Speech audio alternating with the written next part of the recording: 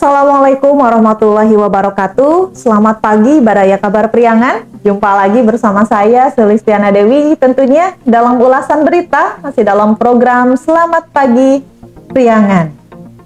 Hari ini spesial saya akan mengulas beberapa informasi yang tentunya menarik, aktual yang terjadi di sekitar wilayah Priangan Timur yang tentunya sudah terangkum dan termuat nih dalam edisi cetak Harian Umum Kabar Priangan edisi Kamis 12 Desember 2024. Headline yang pertama ini kita langsung ke Situ Panjalu. Di sini ada informasi sempat dinyatakan mangkrak ini revitalisasi Situ Panjalu ini ternyata sudah memasuki tahap penyidikan karena di sini revitalisasi ini yang dikelola atau dilaksanakan oleh PT Pratama Putra Berlian ini dibiayai oleh pemerintah Provinsi Jawa Barat dengan anggaran yang cukup besar yaitu 10,28 miliar nih dari APBD tahun 2023. Rencananya ini pekerjaan yang dimulai pada tanggal 6 Juli 2023 ini harusnya sudah selesai dalam waktu 5 bulan atau 150 hari kalender. Namun nyatanya hingga saat ini proyek tersebut yang sudah diharapkan rampung Desember 2023 masih juga belum mencapai target penyelesaian. Site manager dari PT Pratama Putra Berlian ini mengkonfirmasi bahwa proyek ini masih dalam proses dan diharapkan dapat selesai pada akhir tahun 2024 ini. Namun ternyata dari Kejaksaan Negeri Ciamis ini tengah mempercepat proses pengumpulan keterangan ini dari sejumlah saksi dan pencarian alat bukti untuk membuktikan bahwa benar terjadinya atau tidak ini proses pengelolaan anggaran APBD pemerintah provinsi ini. Mudah-mudahan cepat selesai ya kasusnya dan juga ini Situ Lengkong Panjalu ini dapat segera selesai pembangunannya agar bisa dinikmati oleh semua wisatawan yang hadir ke sana. Kita juga nih beralih ke Kota Tasik ini Komisi 4 DPRD Kota Tasik ini yang dipimpin oleh Wakil Ketuanya yaitu Yadi Mulyadi melakukan sidak ini inspeksi mendadak ke Rumah Sakit Umum Daerah Dr. Soekarjo pada hari Rabu 11 Desember nih. Di sana Dr. Haji Budi Tirmadi ini sebagai direktur utama RSUD ini menerangkan bahwa terjadi memang beberapa masalah yang memang harus segera dievaluasi, diantaranya jumlah piutang yang dimiliki oleh RSUD Dr. Soekarjo ini yang masih berasal dari piutang pemerintah, baik itu BPJS Kesehatan dan juga piutang perorangan ini yang jumlahnya cukup fantastis mencapai 22 miliar nih.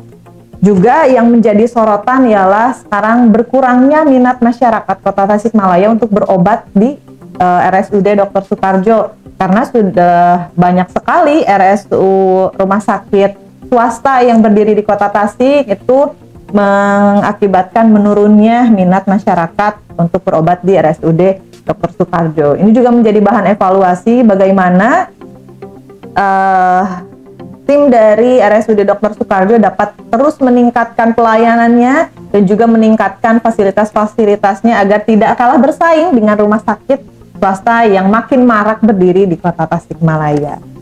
Kita lanjut lagi ini di Garut dan Sumedang. Ini kita pasca gempa yang terjadi yang berpusat di Gunung Papandayan Garut yang terjadi pada Sabtu 7 Desember dengan magnitudo 4,2 ini mengakibatkan ratusan rumah ini rusak. Tersebar di Kecamatan Pasirwangi, Cisurupan, Bayongbong, Semarang, Sukaresmi hingga ke Cikajang. Tapi dari ratusan rumah tersebut setelah diverifikasi hanya terdapat 41 rumah yang sudah siap diperbaiki. Ini BPBD Garut siap bantu memperbaikinya.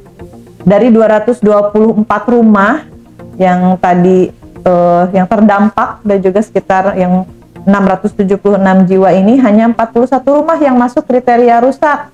Itu rusak berat, rusak sedang dan rusak ringan. Sisanya rusak sangat ringan ini tidak masuk kategori yang akan diperbantukan atau yang akan dilakukan renovasi itu yang dibantu oleh BPBD Garut. Masih juga terkait bencana alam ini di Kabupaten Tasik, ini karena gelombang tinggi yang terjadi pada hari Rabu mengakibatkan kerusakan pada sejumlah perahu nelayan yang sedang bersandar di dermaga Pemayang Sari Cipatujah. Ini yang tergelombang setinggi 2,5 hingga 4 meter ini menerjang daerah Pemayang Sari, daerah Cipatujah ini. Puluhan perahu nelayan ini yang tengah bersandar ini mengalami kerusakan, bahkan satu perahu dinyatakan karam ini karena mengalami kerusakan di lambung perahu yang cukup parah. Ini juga diungkapkan oleh Ketua Himpunan Seluruh Nelayan Indonesia, yaitu Dedi Mulyadi, yang mengungkapkan bahwa bukan hanya karena gelombang tinggi yang menyebabkan rusaknya banyak kapal dari nelayan tersebut, namun juga kondisi dermaga Pemayang Sari yang sudah tidak layak ini menjadi salah satu penyebab utamanya. Karena dermaga yang kecil dan juga tidak kuat menopang perahu ini menyebabkan perahu ini saling berbenturan. Nih, ujarnya dia berharap bahwa pemerintah daerah, meskipun sebetulnya menurut keterangan dari Dedi ini, untuk revitalisasi pelabuhan ini adalah kewenangan dari pemerintah provinsi. Namun Dedi juga berharap adanya bantuan dari pemerintah Kabupaten Tasikmalaya dan juga pemerintah Provinsi Jawa Barat untuk segera menyediakan atau merevitalisasi dermaga Pemayang Sari Cipatujah ini. Kita lanjut lagi, ini ke Ciamis juga masih ada bencana alam. Kalau di Ciamis ini daerah Panawangan ini terjadi longsor rumpun bambu ini, jadi menghantam 2 rumah dengan kondisi yang lumayan parah ini. Namun alhamdulillah tidak ada korban jiwa dari 7 orang penghuni rumah tersebut, yang diantaranya 1 orang balita ini alhamdulillah tidak menelan korban jiwa, dan ke-7 warga tersebut sudah dievakuasi. Dan karena ini terjadinya sore menjelang malam, proses evakuasi dari reruntuhan pohon bambu ini dilaksanakan esok harinya. Nah, ini juga menjadi perhatian bersama bahwa di musim yang kurang menentu ini, tentunya juga memasuki musim hujan, Baraya Priangan juga dapat berhati-hati untuk menghadapi segala macam bencana alam yang mungkin terjadi. Kita lanjut lagi ke Kota Banjar. Ini dalam selesainya pelaksanaan pilkada ini, KPU Banjar mungkin segera menetapkan pasangan calon terpilih, karena sampai dengan hari Rabu ini belum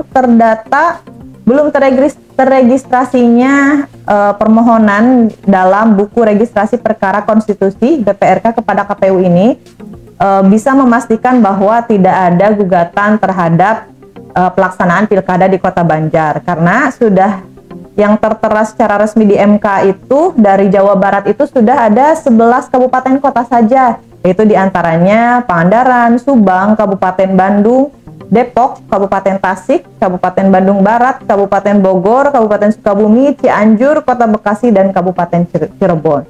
Ini mudah-mudahan setelah tidak adanya gugatan ke MK ini, KPU Banjar akan segera menetapkan pasangan calon yang terpilih, yaitu Haji Sudarsono dan Supriyana paling lambat pada tanggal 16 Desember 2024. Kita tunggu kelanjutannya ya, Baraya Kabar Priangan, bagaimana ini kelanjutan pilkada di Banjar.